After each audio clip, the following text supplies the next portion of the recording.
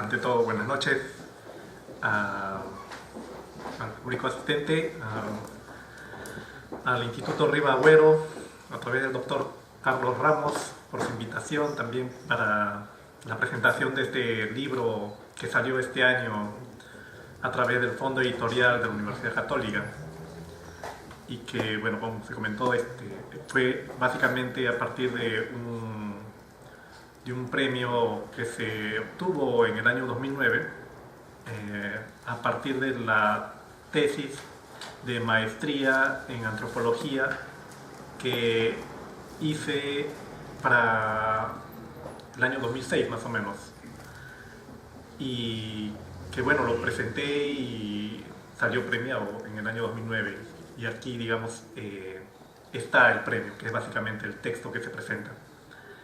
Y a partir de ahí, bueno, digamos que se ha concluido un ciclo que podríamos llamar el ciclo antropológico, digamos, de mi formación, ¿no? Que no digo que lo voy a abandonar, pero en todo caso espero, digamos, seguir en la misma dinámica de entendimiento desde la antropología, y sobre todo cruzando con la historia, entender los temas de derecho, ¿no? O sea, para romper un poco el esquematismo científico, académico y profesional. Y esto lo digo con humildad, y lo digo también con un poco de voluntad por querer sobre todo entender lo que considero son básicamente, o es básicamente el trabajo de un investigador, ¿no? Que es básicamente la respuesta a problemas que nos planteamos en la sociedad donde vivimos, en el tiempo en que estamos, ¿no? Y por eso me agrada en todo caso explorar estos campos que en muy poca medida son abordados en nuestra sociedad. Es decir, cómo entender los problemas que se derivan de la justicia a partir, digamos, desde una mirada no jurídica o estrictamente no desde el derecho, digamos, convencional. Bueno, allí está justamente el desafío y la oportunidad para entrar, digamos, a temas que son un poco complejos, ¿no? Y digo, el tema de la justicia quizás sea lo más complejo que hay en nuestra sociedad, pero también, digamos, en lo que es la vida misma, ¿no? No solamente digo en Perú, sino también en Estados Unidos o en cualquier país del Medio Oriente asiático o en África, donde también hay, digamos, situaciones que probablemente sean mucho más agudas en la medida en que, sobre todo en los últimos años, vemos el fenómeno de la violencia, ¿no? El fenómeno de la violencia, que también es una cosa muy reciente aquí en Perú, digamos, la violencia política, hablando en términos específicos de este tipo de violencia, y que se da también en otras sociedades del mundo, ¿no? Ahora, en la mirada del historiador quizás esto sea lo más recurrente, observar cómo determinados fenómenos se pueden presentar de diversas maneras en diversas épocas. Y lo podemos ver a partir de casos específicos o lo podemos ver en el largo plazo. O también lo podemos ver como aspectos que afectan a la vida jurídica de una sociedad, pero también lo podemos ver rebasando esta frontera jurídica para verlo desde el aspecto social, cultural y estrictamente político. Y esto, digamos, es lo que me motivó desde un principio ver el tema de la justicia, no en tanto digamos, solamente los grandes tratados filosóficos o los grandes trabajos sobre el aspecto del derecho, sino básicamente en lo que es la vida misma de las personas. Y esto se presta mejor a partir de casos y eventos específicos. En este sentido, la escritura del texto mismo, digo, la escritura desde desde las primeras ideas, los esbozos confusos y los textos, digamos, muy entrecortados y muy mal escritos seguramente, empezaron en el año 1999. Estamos hablando del final del siglo XX, ¿no? Y sobre todo porque es una etapa muy marcada en la experiencia de aquellos que, digamos, pasamos más allá de los 30, 35 años, ¿no? De alguna manera, digo, 30, 35 años hoy en día. Y lo digo así porque, de alguna manera, quizás éramos conscientes de que algo se estaba cerrando en la historia peruana a fines de los años 90 y algo estaba a punto de abrirse a principios del siglo XXI. Me refiero específicamente al hecho de que el Perú vivía un periodo, digamos, de agitación social, política, producto, digamos, de un régimen, es cierto, pero también producto de una historia que había transformado la sociedad peruana de manera radical en el siglo XX, que es básicamente lo que llamaría la gran transformación de la sociedad peruana, una transformación radical que no se había dado desde el siglo XVI, es decir, la sociedad peruana a fines del siglo XX registraba casi o mucho más población que lo que había tenido a lo largo de toda su historia desde la época prehispánica, ¿no? Es decir, éramos una sociedad que pasábamos los 22 millones de peruanos y, sin embargo, vivíamos bajo una institucionalidad que estaba muy rebasada para, especialmente, convivir en términos de una sociedad medianamente, digo, y lo digo, digamos, con cierta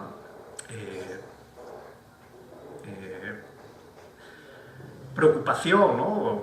Digamos, desde la perspectiva de un historiador, una sociedad que atravesaba una sociedad que era una sociedad no muy civilizada, por decirlo de algún modo, ¿no? ¿Y esto por qué? Porque básicamente estaba el problema de que la justicia era un aspecto muy devaluado en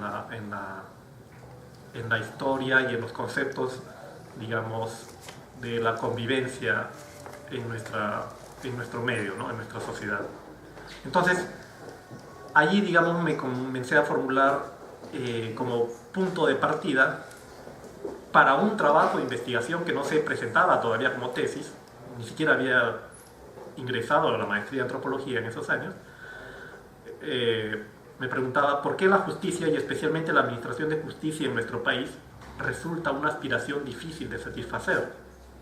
Entonces, inicialmente pensaba que era un problema filosófico, ¿no? Es decir, un problema filosófico que sin embargo tenía muchas implicancias en nuestra forma de entender o de percibir, digamos, nuestras frustraciones acerca de la justicia en el Perú. Y lo entendía a partir de lo que eran los órganos institucionales de justicia, en este caso el Poder Judicial, ¿no? Y allí era importante ver los casos relevantes en esos años, ¿no? Entonces, una de las cosas que me quedó marcado, obviamente, porque en los años 90 éramos estudiantes, con Pedro y algunos amigos más que están aquí, el caso de la Cantuta, ¿no? El asesinato de los estudiantes y el profesor. Y era una cosa que nos marcó en la medida en que la Universidad San Marcos atravesaba en esos años también que estudiábamos un escenario de intervenciones, primero de la Fuerza Armada y luego de una comisión interventora, digamos, encargada expresamente por el gobierno de aquel entonces de administrar a la universidad, ¿no? Entonces, ese fue un aspecto que, digamos, nos preocupó y nos impactó en esos años.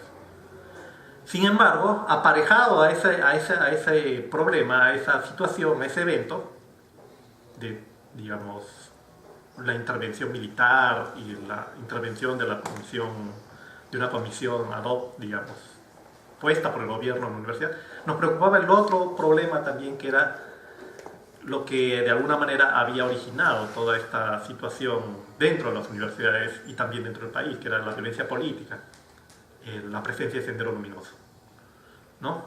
También lo vivimos en esos años. Entonces, a la preocupación inicial del ver casos específicos en el Poder Judicial, y uno de esos casos era la Cantuta, después vendrían los casos de Uchurajá y luego los del caso Guayanay, se sumaban los casos de lo que Sendero Luminoso llamaba el ajusticiamiento popular, ¿no? Digamos, en los términos como lo entendía Sendero Luminoso. Ahora, esto planteaba especialmente ver más que los casos de ajusticiamiento que Sendero muy pocas veces, Sendero Luminoso muy pocas veces reivindicaba en un escenario como Lima, ver escenarios donde Sendero Luminoso tenía un efectivo dominio del lugar, de la sociedad, en todo caso de una sociedad, digamos, localizada, en uno de los espacios que a fines de los años 90, a principios del siglo XXI, muy poco se conocía, o sea, cómo Sendero Luminoso podía ejercer lo que se llamaba el poder, ¿no? Pero no solamente en términos en que nosotros habíamos sabido, conocido, escuchado a través, digamos, de las acciones armadas, sino también la forma como administraba justicia, porque de alguna manera Sendero Luminoso, para tener algún tipo de presencia relativamente estable y hegemónica en los años 80, especialmente en la zona del Alto Guayara, debía contar con algún tipo de consentimiento de la gente, ¿no?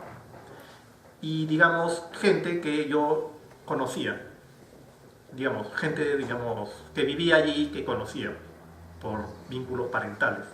Entonces, me parecía un escenario bastante desafiante e interesante, porque sobre todo se iba a dar a conocer, o podía tener la oportunidad de conocer directamente estos casos en donde Sendero, digamos, ejercía lo que ellos llamaban su justicia popular, ¿no? Justicia que ellos llamaban popular desde una perspectiva senderista.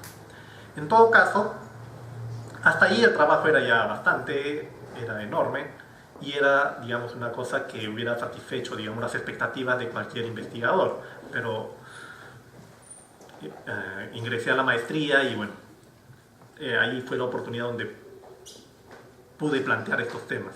Sin embargo, había un aspecto también que me parecía muy, muy importante tratar, ya no, digamos, en una zona de emergencia o en una zona dominada por Sendero Luminoso, sino aquí en la propia ciudad de Lima, porque estaba tan cercano y a la vez evidente a nuestros ojos, pero que nosotros lo asumíamos como los hechos, digamos, marginales de la sociedad limeña, ¿no? Es decir, esta cuestión de los ajusticiamientos en plaza. Y de alguna manera, estos ajusticiamientos en plaza, que eran presentados además por los medios de prensa, especialmente de índole popular, ¿no? Como el Diario Ojo. Entonces, hasta allí, digamos, ya había una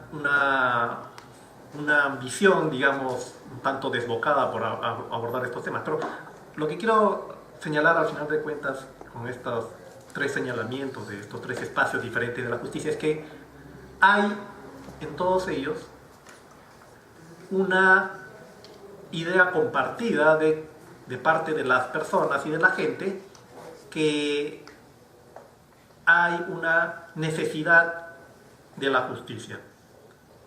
Y esto yendo más allá de lo que pueda decir, digamos, el derecho, la filosofía, ¿no? Los jueces, los abogados.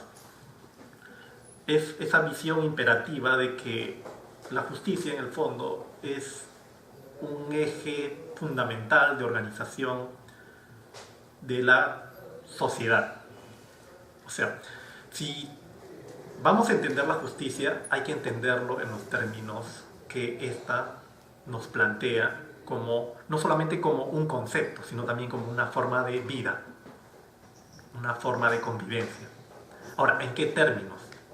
Lo podemos entender en los términos que lo plantea la Constitución, las normas, los jueces, los abogados, o lo entendemos en la forma como Sendero se lo planteó en una sociedad como la del Alto Guayara, golpeada no solamente por el fenómeno de la violencia política senderista o de las Fuerzas Armadas, sino también por el efecto erosionador y disgregador de la propia sociedad producida por el fenómeno del narcotráfico. Entonces, allí, digamos, se plantea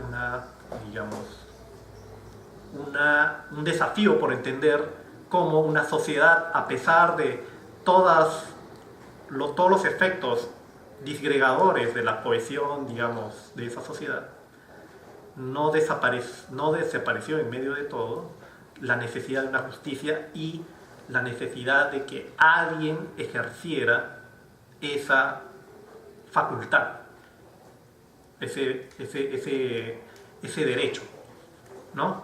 Que satisfaciera las expectativas o, en todo caso, las necesidades de las personas. Y eso mismo, en ese esquema, digamos, visible en la sociedad de Alto Guayara, entender el fenómeno de los ajusticiamientos populares, ya no en una zona de emergencia, sino más bien lo que llamaríamos en zonas urbanos, marginales, o zonas urbanas, pero que habían sido abandonadas por el Estado, ¿no? Pero en todo caso lo que se puede constatar ahí es de la necesidad de la justicia y cómo las personas lo asimilan como una necesidad y también como un deseo de vivir, digamos, dentro de una sociedad que marque una pauta de ordenamiento, cohesión y que dé seguridad, ¿no? En esos espacios. Entonces, estos son los aspectos, digamos, complejos que pueden ser, en todo caso yo lo asumí así, vistos a partir de las experiencias mismas de las personas. Y ese fue, digamos, la base metodológica de esta investigación, ¿no? O sea, coger los casos y entender a las personas, básicamente. Entender a las personas, por qué actúan como actúan y por qué en medio de ello la violencia se hacía, digamos, como un instrumento muy presente en la vida de las personas. Es decir, la violencia no es solamente un aspecto, digamos, visible de la conducta, digamos, irracional de las personas.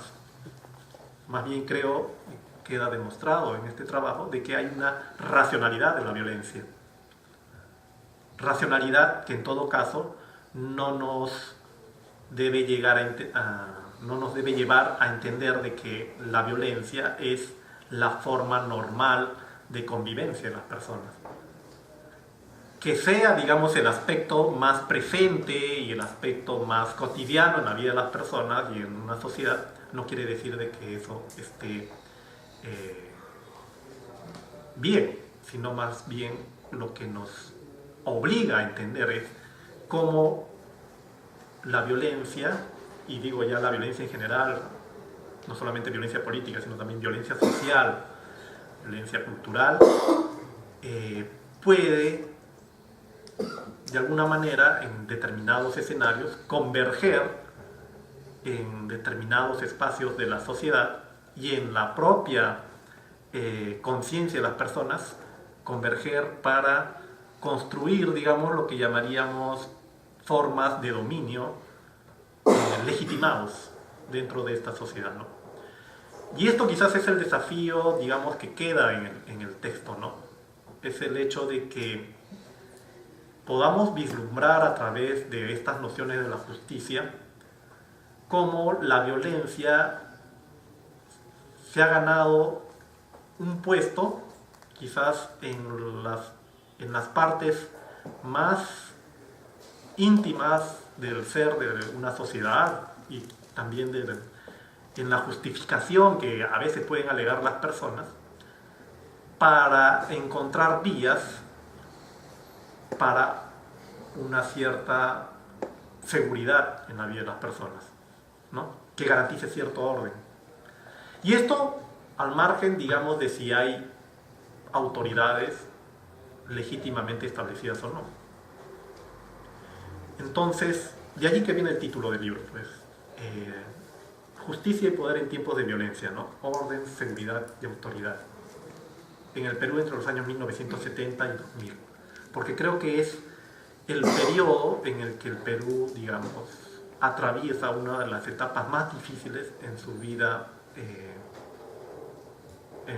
digamos, republicana a lo largo del siglo XX. Y es, creo, el momento también en el que justamente se debaten los principales problemas que trajo el fenómeno, digamos, de la violencia política, la crisis económica de los años 70, 80, 90, ¿no? Y donde a pesar de todo nos hemos podido plantear nuevos temas que convergieron felizmente con este proceso que fue el informe final de la Comisión de la Verdad y la Reconciliación, porque de alguna manera me dieron la certidumbre de que esta vía, digamos, esta inquietud por la justicia podía ser también recepcionada desde otros niveles, desde otros espacios, por otros ya intelectuales, académicos, profesionales, gente comprometida con la idea de la justicia y los derechos humanos, en abordar estos problemas. Entonces, a partir de ahí creo que el desafío mayor que queda, digamos, de aquí para adelante, con este trabajo y con otros trabajos que seguramente están saliendo y que están también en parte del informe final de la Comisión de la Verdad y la Reconciliación, de que debemos entender al Perú entendiéndonos nosotros mismos, ¿no? Y sobre todo desde ángulos difíciles de abordar, sobre todo para entendernos nosotros mismos y entender de esa manera mejor a los otros, a las otras personas, ¿no? Entonces, esto exige necesariamente labores intensas de aprendizaje interdisciplinario, pero también de aceptación de las diferencias, ¿no? Aceptación que, de todas maneras, tenemos que ponerla siempre bajo la lupa, porque el hecho de que hayan diferencias no quiere decir de que no simplemente las aceptemos fríamente. De por medio está, digamos, la necesidad de construir una sociedad justa, ¿no? Y sin violencia. Entonces, quiero aprovechar en todo caso este momento para hacer mis agradecimientos, primero al premio Franklin Peace de Estudios Andinos, que en el año 2009 me distinguió con este premio, a la Universidad Católica del Perú y a su fondo editorial, y también al Instituto Ribagüero, porque ahora podemos hacer la presentación de este largo itinerario del libro, a la Universidad Nacional de San Marcos, porque fue el lugar donde me formé y, digamos, allí se produjo la tesis que ahora es libro, con el apoyo siempre del profesor que fue mi asesor, es mi amigo Lucho Mujica, que me condujo, digamos, por estos caminos tan complejos y complicados como es el tema de la justicia, ¿no? A los testimoniantes, especialmente de la provincia de Tocache, en San Martín, que me abrieron, digamos, las puertas de sus casas, pero también de sus vidas para contarme sus experiencias, ¿no? Y a los amigos que me apoyaron en la construcción de este texto que ahora es libro, a mi familia, están presentes también, y a Odalis, que es mi compañera, pero que no está ahora en el país, pero que, digamos, siempre me acompaña con sus buenos deseos. Y bueno, darles un agradecimiento a su asistencia por esta presentación.